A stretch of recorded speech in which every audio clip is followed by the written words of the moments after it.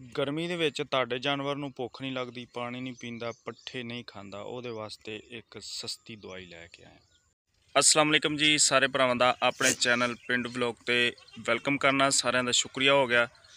तो अज वाली वीडियो बड़ी मज़े वाली है, तुहाडे वेखण वाली। तो अज मैं तुहानूं दस्सांगा कि जिन्हां दे जानवर आ गर्मी की वजह तो पट्ठे नहीं खांदे, हाँप जाते हैं, छां ते बैठिया भी जड़ा ना गर्मी महसूस करते हैं, घबर जाते हैं, पानी भी रज के नहीं पींदे, उन्हां वास्ते एक दवाई लैके आया। इंशाअल्लाह वो तुसीं खवाओगे, तुहाडे जानवर पट्ठे भी खाणगे, पानी भी रज के पीणगे ते मोटे भी होणगे। अच्छा जी, जिन्ने भी भरा गोट फार्मिंग कर रहे हैं वो इस गल तो परेशान ने कि उन्हां दे जानवर इस गर्मी दे विच पट्ठे थोड़े खाण लग पे ने ते पानी भी घट पीण लग पे ते गर्मी बड़ी महसूस करन लग पे ने।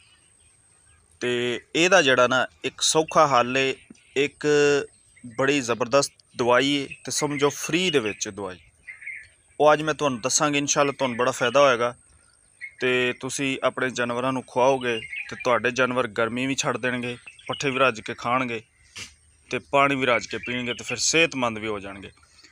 जिन्ने भी भरा ने जिन्हां ने कुर्बानी वास्ते बकरे रखे ने वो ज़्यादा परेशान ने, क्योंकि गर्मी पई है यकदम, उहदी वजह करके जानवरां दे अंदर गर्मी दी हीट पैदा होई है, मैदा हीट कर गया, दाने शाने वंडा शंडा तो हर बंदा ही पांदा है, उहदी वजह करके मैदे के अंदर हीट पैदा हुई तो जिस करके जानवर ਜਿਹੜੇ ने गर्मी महसूस करा गए ने, छां ते बैठे भी समझो कि घाबर जाते हैं, हिलते रहते हैं बह के, ते पट्ठे भी घट कर गए ने, पानी भी नहीं पींदे। इन्हां वजह करके जिन्ने भी गोट फार्मर ने ना वो फिलहाल परेशान ने भी इन्हां दा कोई सौखा हल, कोई तरीकाकार ऐसा होवे कि जिहदी वजह करके असीं वंडे शंडे भी पांदे रहीए तो साडे जानवर जिहड़ा ना गर्मी ना महसूस करन ते मज़ीद सेहतमंद होण। क्योंकि कुर्बानी है, जिन्हां ने कुर्बानी वास्ते जानवर रखे ने, तैयार कर रहे हैं, उन्हां वास्ते ज़्यादा परेशानी है। तो मैं जनाब तुहानूं वो दस्सण वाला कि वो किहड़ी ऐसी दवाई है कि जिहड़ी असीं अपने जानवरां नूं दईए ते वो बिल्कुल पट्ठे भी खाण। ਜਿਹੜੀ मैं तुहानूं दवाई की गल कर लगा वो जनाब तुसी गल्ला मंडी ਦੇ ਵਿੱਚ ਜਾ ਕੇ जौआं ਦਾ पता करना। जौ लै के ਉਹਨਾਂ ਨੂੰ ਤੁਸੀਂ ਉਹਨਾਂ ਦਾ ਆਟਾ ਬਣਵਾ ਲੈਣਾ ਤੇ ਉਹ ਆਟਾ ਜਿਹੜਾ ਨਾ ਉਹ ਤੁਸੀਂ ਬਾਲਟੀ ਦੇ ਵਿੱਚ ਭੇਂ ਕੇ ਪਾਣੀ 'ਚ ਮਿਕਸ ਕਰ ਲੈਣਾ ਤੇ ਜਾਨਵਰਾਂ ਨੂੰ ਪਿਆਣਾ। ਤੁਹਾਡੇ ਜਾਨਵਰ ਜਿੰਨਾ ਵੀ ਪੀ ਲੈਣ ਉਹਦੇ ਨਾਲ ਇੱਕ ਤੇ ਪਾਣੀ ਜ਼ਿਆਦਾ ਪੀ ਲੈਣਗੇ, ਉਸ ਤੋਂ ਬਾਅਦ ਉਹ ਮੈਦੇ ਦੀ ਜਿਹੜੀ ਹੀਟ ਹੈ ਖ਼ਤਮ ਕਰ ਦੇਗਾ। ਉਹ ਜੌਆਂ ਦਾ ਆਟਾ ਜਿਹੜਾ ਉਹਦਾ ਪਾਣੀ 'ਚ ਮਿਕਸ ਕਰਕੇ ਤੁਸੀਂ ਪਿਆਣਾ, ਐਵੇਂ ਨਹੀਂ ਪਿਆਣਾ।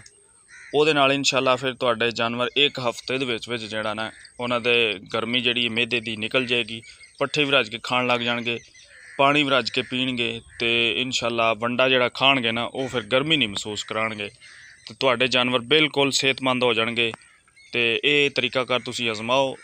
ਜੌਂ ਲੈ ਕੇ ਉਹਨਾਂ ਨੂੰ ਤੁਸੀਂ ਉਹਨਾਂ ਦਾ ਆਟਾ ਬਣਵਾਉਣਾ। ਆਟਾ ਤੁਸੀਂ ਕਿਸੇ ਬਰਤਨ ਦੇ ਵਿੱਚ ਜਦੋਂ ਪਾਣੀ ਪਾਉਣਾ ਨਾ, ਬਾਲਟੀ ਜਿਵੇਂ ਉਹ ਸਾਹਮਣੇ ਬਾਲਟੀਆਂ ਪਈਆਂ ਨੇ, ਉਹ ਬਾਲਟੀ 'ਚ ਮਿਕਸ ਕਰ ਲੈਣਾ, ਪਾਣੀ ਪਾ ਕੇ ਭਰ ਲੈਣੀ ਬਾਲਟੀ ਵਿੱਚ। ਤੁਸੀਂ ਅੱਧਾ ਕਿਲੋ ਉਹਨੂੰ ਆਟੇ ਨੂੰ ਸੁੱਟ ਲਓ ਤੇ ਉਹ ਮਿਕਸ ਕਰਕੇ ਜਾਨਵਰਾਂ ਦੇ ਅੱਗੇ ਰੱਖੋ। ਸ਼ੌਕ ਨਾਲ ਇੱਕ ਤਾਂ ਜਾਨਵਰ ਪੀਣਗੇ, ਇੱਕ ਰੱਜ ਕੇ ਪਾਣੀ ਪੀਣਗੇ, ਇਸ ਤਰ੍ਹਾਂ ਬਿਲਕੁਲ ਪੱਠੇ ਵੀ ਰੱਜ ਕੇ ਖਾਣਗੇ। ਹਫ਼ਤੇ ਦੇ ਵਿੱਚ ਇਨਸ਼ਾਅੱਲਾ ਤੁਹਾਡੇ ਜਾਨਵਰ ਬਿਲਕੁਲ ਠੀਕ ਹੋ ਜਾਣਗੇ। ਉਸੇ ਰੂਟੀਨ 'ਚ ਹੀ ਖੁਰਾਕ ਵੀ ਖਾਣਗੇ, ਪਾਣੀ ਵੀ ਪੀਣਗੇ ਤੇ ਜਿਹੜੇ ਆ ਹਾਂਪ ਜਾਂਦੇ ਨੇ, ਆ ਬਹਿ ਕੇ ਜਿਹੜੇ ਜਾਨਵਰ ਘਰਕਦੇ ਰਹਿੰਦੇ ਨੇ, ਉਹ ਵੀ ਹਟ ਜਾਣਗੇ ਇਨਸ਼ਾਅੱਲਾ।